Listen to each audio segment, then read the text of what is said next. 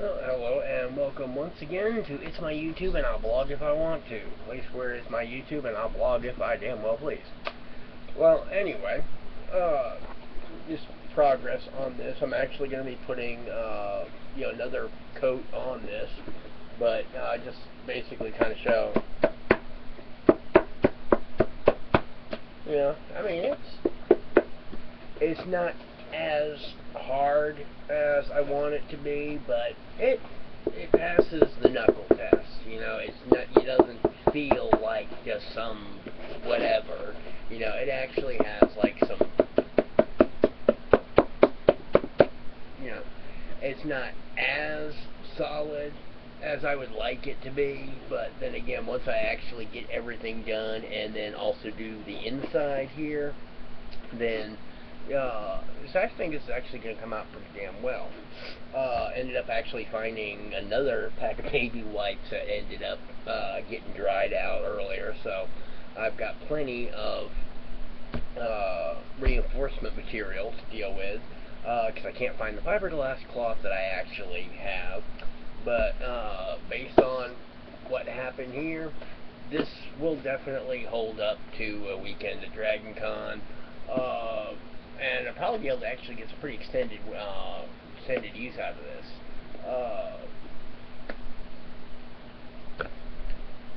And just kind of put stuff off to the side. At some point I still need to finish trimming my beard.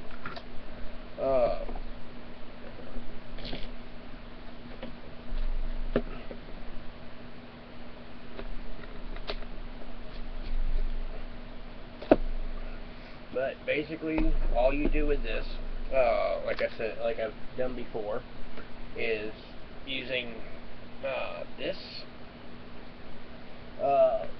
From what I read on the various boards about different stuff, and like I said, the 405 has a great tutorial on using the wood glue method. This is actually my own, kind of variation on it. By using the baby wipes and stuff. I actually got a couple comments on Facebook because I posted one of my previous videos, onto Facebook as well. There. About the thing, and I actually got comments from a couple people that they had never thought about using baby wipes like that. And I mean, for $1, you get enough cloth to be actually cover a pretty good bit. I mean, like I do not have a full pack here of baby wipes, and I mean I maybe used probably maybe 10 baby wipes to cover both horns and and everything I've got done on this so far. So, but basically. Like,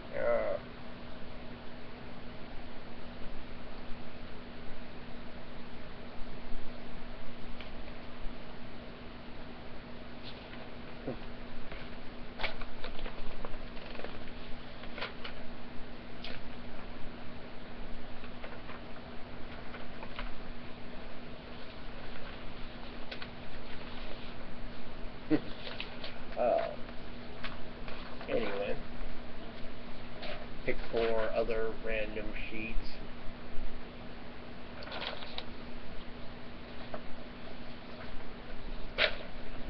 And basically, I take 4 just regular pieces of paper, and I actually lay them down, 2 like that, and then another 2, like that. Basically, just gives me a, surface that I can put the helmet on while I'm working and everything. And that way, because glue does drip down and everything, it gets stuck. So this gives me something I can rotate around to work with. Also, if you're working with, various like hardeners like resin and whatever else, I actually swear by the silicone barbecue brushes. As you can see here, it's got the dried wood glue on it. All you have to do is just stretch it as you can see, it just comes, all of that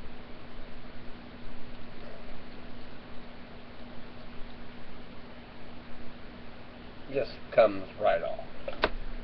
This is your standard butter container. What you want to do is, down on the bottom, you'll see a little recycling, symbol.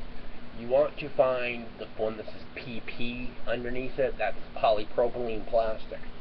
As you can see in here, I actually have like some dry wood glue. And all you do is you just kind of push it in, and then you can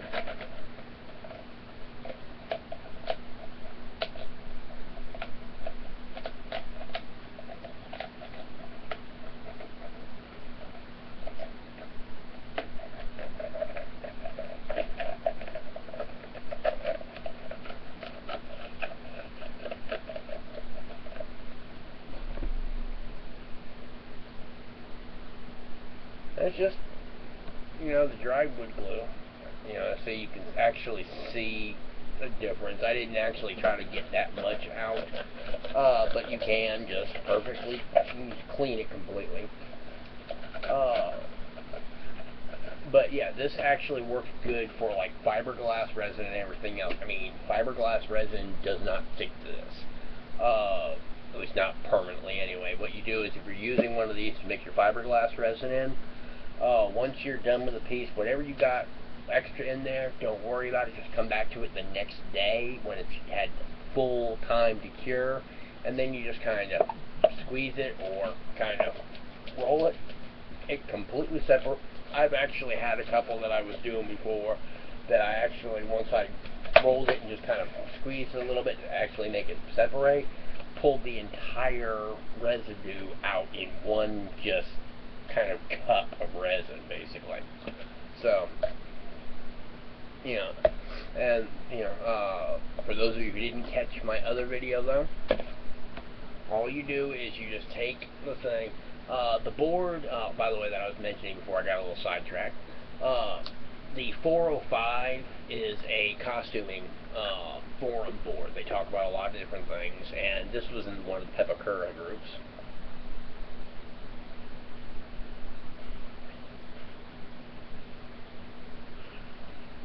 Just basically what you want to do is you just kind of want to cover the bottom of the container.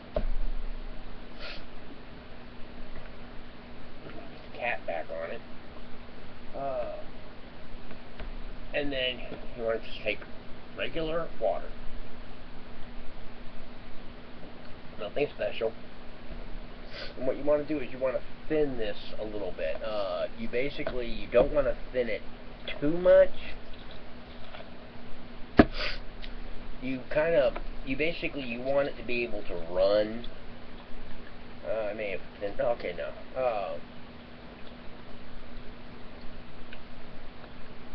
Okay, I thinned it out a little bit more than I actually wanted to. Not bad. It's not bad because, at least on the when you're actually putting down, your coat, they actually recommend that you thin it out.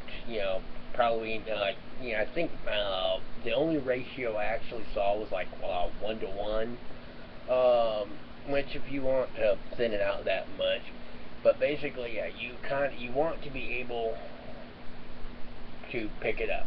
Like I still got plenty on the brush that I can, paint on there. And then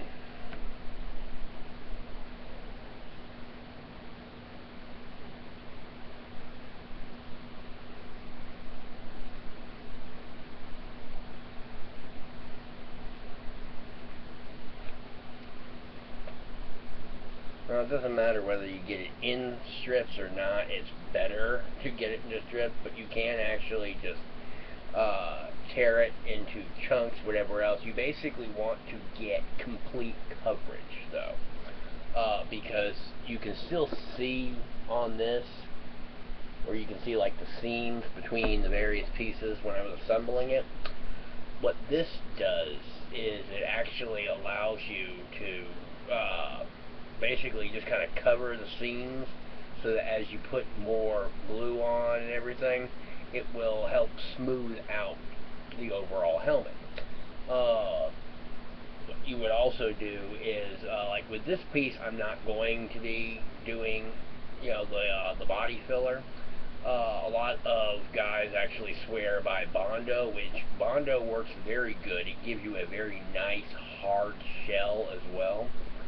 I actually will be using a wood putty that I found that that the guy that I talked to at Lowe's, he actually has used Bondo and he's used this wood putty for various things. And he says this wood putty, if you're looking for a non-toxic alternative to Bondo, that particular wood putty is very good apparently. So, but yeah, as you can see here, all I'm doing is, okay, a quicker way to do this, by the way, you fold it in a couple things.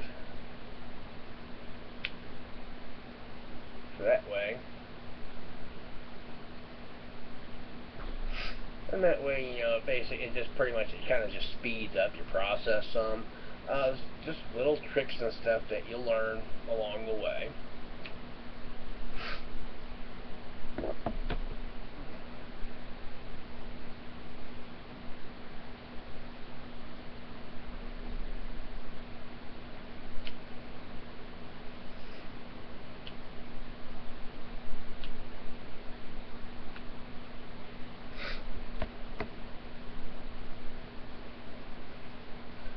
And depending on what you want, you either get more strips but shorter, like that, or you get longer strips. So, with me, I tend to prefer having more strips than longer strips. Although there are some things that I will actually prefer a much longer, thinner strip for. So,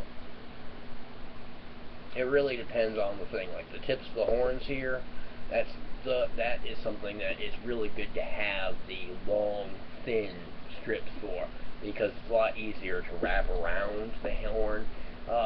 You can kind of see the difference between these two. This one, a little bit better coverage and all. This one, not so much, but it got the job done. This is just, for me to actually get a project done.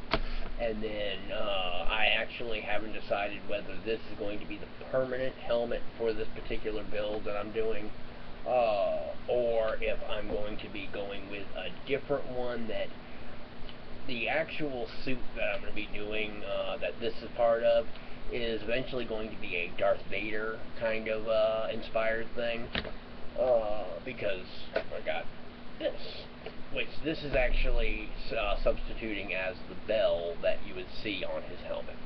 That kind of just curved helmet piece that goes over it. So, anyway, just to kind of show you, you just pick it up.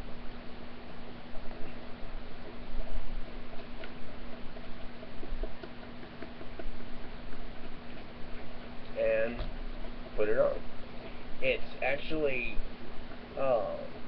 in some respects, this is actually much easier to work with than the fiberglass resin, because you're not so rushed for time. I mean, you got a couple of hours to be able to work with this. So, like, you end up getting a phone call or whatever, you got to change diapers or something like that, while you're in the middle of working.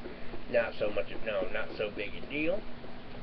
I could even, if I felt like it, be like, alright, actually I decided I want my coffee, so alright, set this down and go make my coffee or whatever, and then come back to it, and it's still workable and everything else, and will still be workable for a while.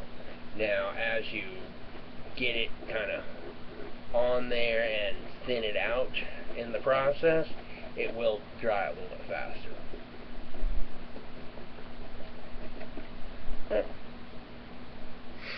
And basically, all we're trying to do is just get everything kind of covered. I will, before I do the painting, I actually will be doing a complete second layer of cloth, but right now I'm more worried about just kind of finishing the back at this point. But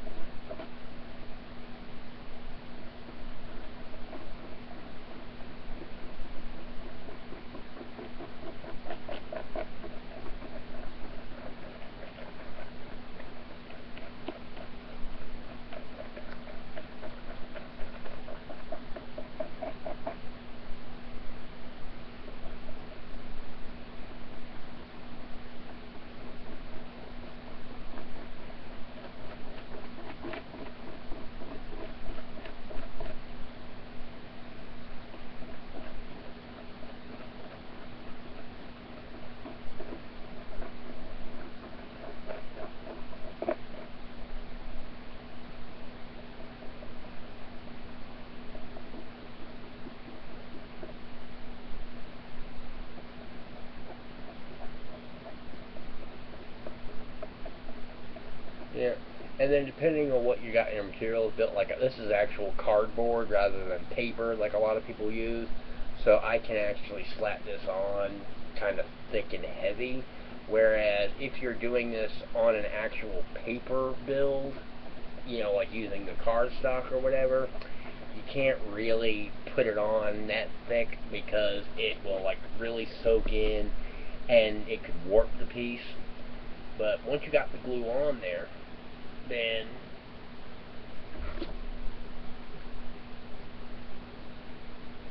okay. Well, just to kind of demonstrate, just like when you're doing standard fiberglassing,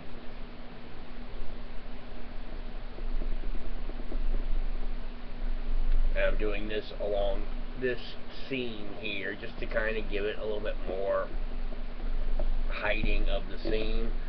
But basically, yeah, you put the layer of glue down, which gives that something to adhere to,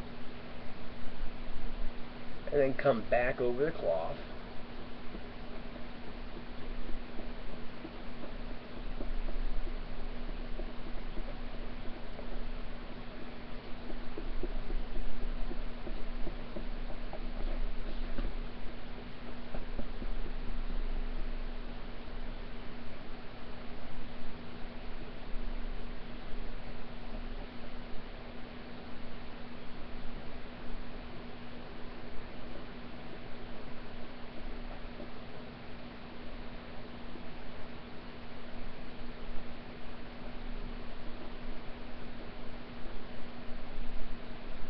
And that's it. Well, let's see if I can. Yeah, you can kind of see that there a little bit better. But that's basically, you know, all you do with it. But yeah, I'm going to be actually working back here where I can see and you can't. But now I just take the strips, lay in where I have it already covered,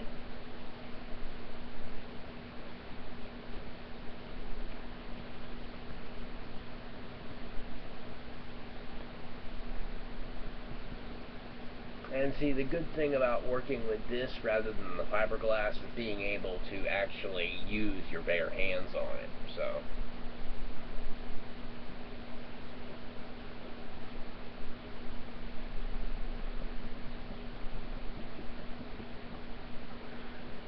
and like for me, I'm kind of a bit of an old school, you know, where I kind of like to be able to actually get in and actually work with my hands without anything between me and, you know, what I'm working on. It just kind of gives me a better feel for it and everything. And like I said, everybody has their own preferences. There are people that actually like working with the gloves and stuff like that. Like I said, me personally, if I'm able to work without the gloves whenever possible, I much prefer it because like I said, I really get a good, you know, feel for what's going on in the piece and everything else. You know, not like the whole, oh, everything has a spirit and all the other special snowflake crap, but like literally I can feel like the variations in the surface and everything and make sure that it's actually covered. So, although for me personally, there is a bit of a spiritual or meditative thing to this. So, in any event, I just wanted to kind of get this there and be uploading more progress videos as I go along. So I'm gonna actually get back to this, and you know, you guys can do whatever the hell you're doing until I decide to upload more clips. Well, in any event, thank you for watching and have a nice day.